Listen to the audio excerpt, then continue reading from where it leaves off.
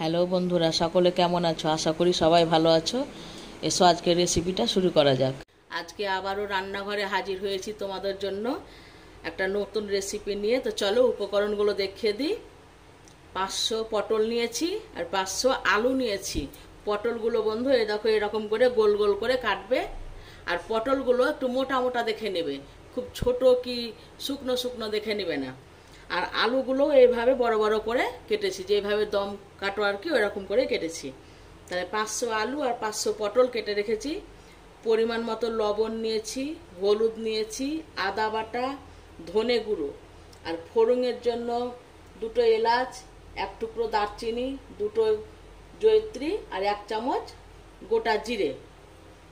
আর এখানে আমি ঢাকা দিয়ে রেখেছি সেন্টটা উড়ে যাবে বলে গোবিন্দভোগ চাল নিয়েছি 3 চামচ। এই দেখো।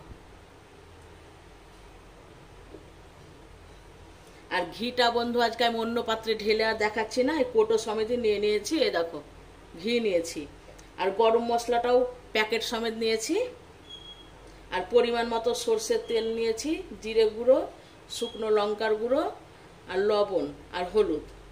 তো চলো উপকরণটা দেখা হলো, এবার আমি রান্নাটা শুরু করে দিই। আমি গ্যাস ধরিয়ে দিয়েছি। গ্যাস ধরিয়ে বন্ধু আমি একটা লোহার কড়াই বসিয়েছি, যে লোহার কড়াইয়ে ওগুলোকে আমি ভেজে নেব, কারণ লোহার কড়াইয়ে ভাজাটা ভালো হয়। এবার গ্যাসের মধ্যে আমি ঘি দিয়ে দিচ্ছি।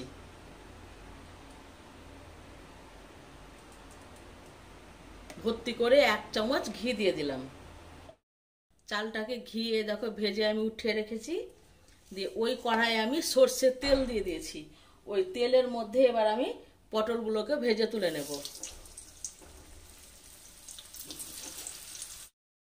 এই দেখো পটলগুলোকে ভেজে নিলাম আমি, এরকম করে লাল লাল করে ভালো করে ভেজে নিবে, না তো ঝোলে যখন পটলগুলো পড়বে না তখন কীরকমই লাগবে, খেতে ভালো লাগবে না কিন্তু।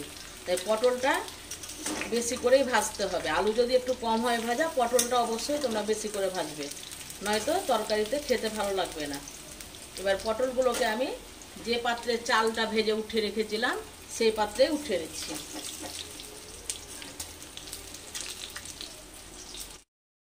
এবার ওই তেলের মধ্যে আমি আলুগুলোকে দিয়ে দিচ্ছি।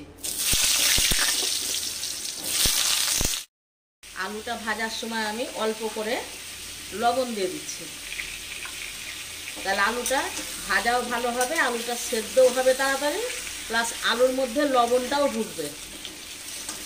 একটু লবণে কতগুলো কাজ করছে।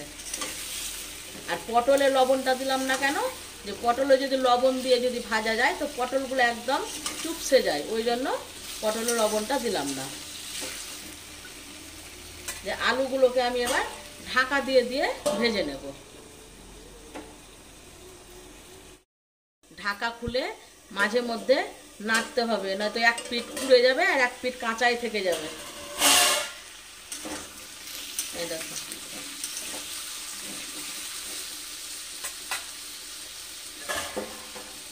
নাড়াচাড়া করে আবারও আমি ঢাকা দিয়ে দিলাম। ঢাকা দিয়ে দিয়ে আলুটাকে ভেজে নেব। এই দেখো আলুগুলো ভাজা হয়ে গেল। এবার আলুগুলোকেও আমি অন্য পাত্রে তুলে নিচ্ছি।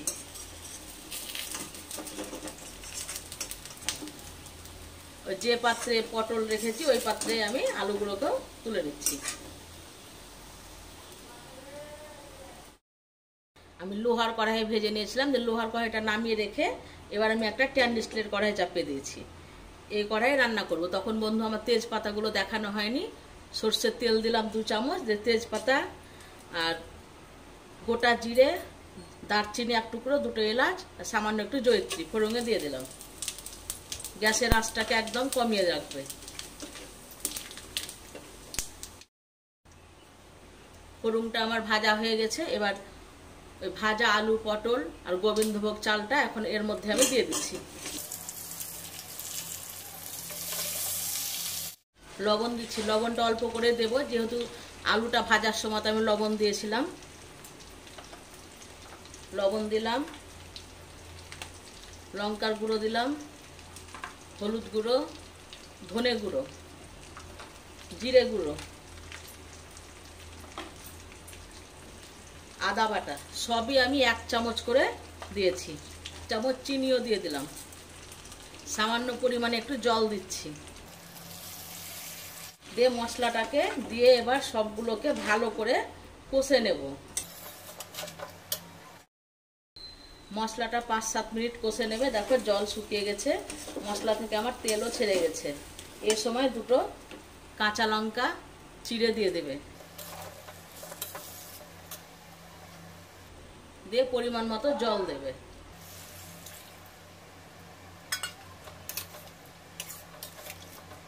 আর অল্প সামান্য দেব, জল দিয়ে দিলাম। এবার আমি গ্যাসের আঁচটাকে মিডিয়াম করে দিচ্ছি, দিয়ে ঢাকা দিয়ে দেব।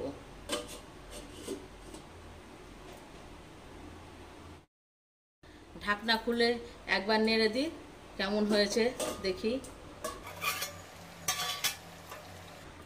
এই দেখো কি সুন্দর বন্ধু সেন্ট গোবিন্দভোগ চালের। আলুগুলো মনে হচ্ছে সেদ্ধ হয়ে গেছে কিনা একটু দেখে নি ছেঁচকি দিয়ে। এই দেখো আলুগুলো ছেঁচকিতে ভেঙে যাচ্ছে, তার মানে আলুটাও আমার সেদ্ধ হয়ে গেছে। আর কিছুক্ষণ একটু হতে দেবো। তরকারিটা প্রায় আমার শেষের দিকে হয়ে এসেছে। এই তরকারিটা দিয়ে তোমরা লুচি, রুটি, ভাত, পরোটা যেটা দিয়ে খাবে, পোলাও, ফ্রাইড রাইস যেটা দিয়ে খাবে সেটা দিয়েই খুব সুন্দর লাগবে।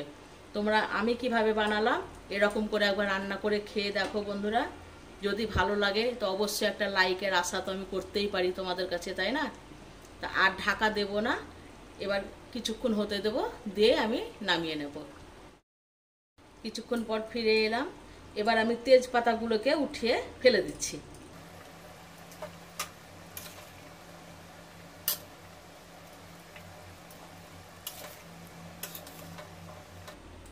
একটু ছেঁচকি দিয়ে দিয়ে এরকম করে আলুগুলোকে একটু ভেঙে ভেঙে নেব, তাহলে তরকারিটা একটু ঘন হবে আর কি। আর একটু ঝোল ঝোল করে নামাবো, যেহেতু চাল আছে। আর গ্যাসের আঁচটাকে এখন একদম কমিয়েই রাখবে। 1/2 চামচ গরম মশলার গুঁড়ো দিয়ে দিচ্ছি।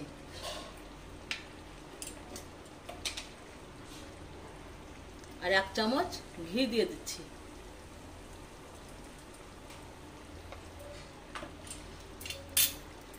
ভালো করে একটু নাড়াচাড়া করে নেব। তো তোমরা কেমন লাগলো আমাকে অবশ্যই জানাবে বন্ধু। এ দেখো আর শুকনো করব না, একটু ঝোল ঝোল করে রাখবো, না তো একদম শুকনো হয়ে যাবে। তরকারিটা আমার কমপ্লিট। এবার গ্যাসটাকে আমি অফ করে দিচ্ছি, দিয়ে অন্য পাত্রে তুলে নেব। একটু ঢাকা দিয়ে রাখবো, তো অন্য পাত্রে তুলে নেব। গ্যাসের আঁচটাকে আমি একদম অফ করে দিলাম, গ্যাস বন্ধ করে দিলাম। দিয়ে এবার আমি ঢাকা দিয়ে 5 মিনিট মতো রেখে দেবো, দিয়ে অন্য পাত্রে তুলে তখন পরিবেশন করব। তাহলে আজকে বন্ধু বিদায়, আবার আসবো কালকে। 5 মিনিট পর ফিরে এলাম। চলো এবার ঢাকনা খুলে দেখে নিই কিরকম হয়েছে।